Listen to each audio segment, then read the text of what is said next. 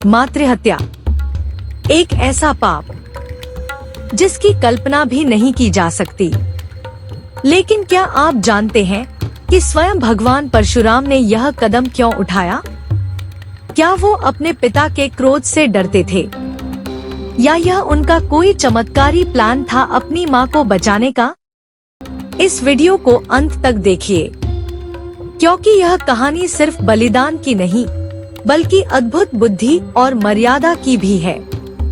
स्वागत है आपका हमारे चैनल में। तो दोस्तों, यह कहानी है पुराने समय की, जब महान ऋषि जमदग्नि अपनी पत्नी माता रेणुका और अपने पुत्रों के साथ आश्रम में रहते थे।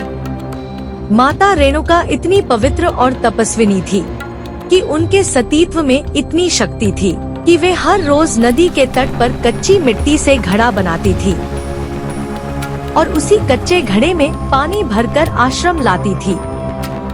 उनकी श्रद्धा इतनी सच्ची थी कि वह कच्ची मिट्टी का घड़ा भी पानी में नहीं घुलता था। एक दिन जब वे नदी पर पानी लेने गईं, तो उन्होंने वहां गंधर्व राज चित्ररथ को अपनी रानियों के साथ जलक्रीड़ा करते देखा। सिर्फ एक पल के लिए रेणुका का मन उनकी सुंदरता देखकर भटक गया और उनके दिल में थोड़ा सा आकर्षण पैदा हुआ। उसी पल उनकी वह महान शक्ति खत्म हो गई। वह कच्ची मिट्टी का घड़ा पानी में घुल गया और वे पानी नहीं भर पाईं। जब वे खाली हाथ आश्रम लौटीं, तो ऋषि जमदग्नि ने अपनी दिव्य दृष्टि से सब जान लिया। उन्हें इतना क्रोध आया कि उन्होंने इसे एक बहुत बड़ा पाप माना। उन्होंने अपने बड़े बेटों को बुलाया और आदेश दिया, अपनी माता का वध कर दो।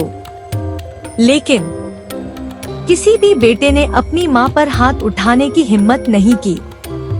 गुस्से में आकर जमदग्नि ने उन चारों बेटों को पत्थर बन जाने का श्राप दे दिया।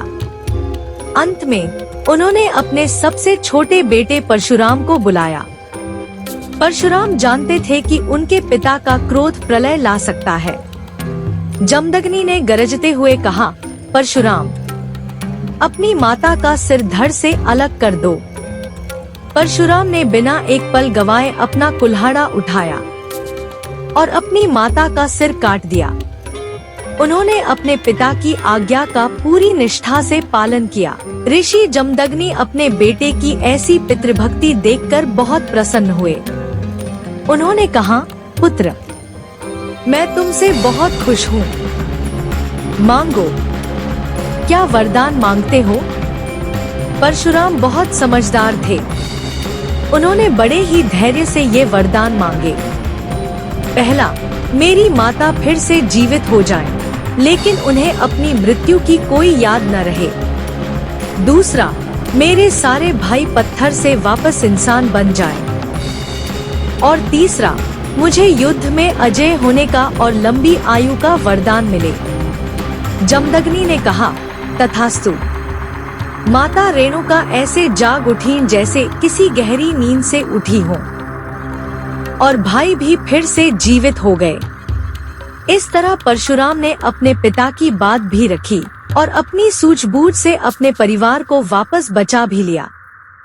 जुड़े रहिए हमारे चैनल के साथ। तब तक के लिए नमस्कार।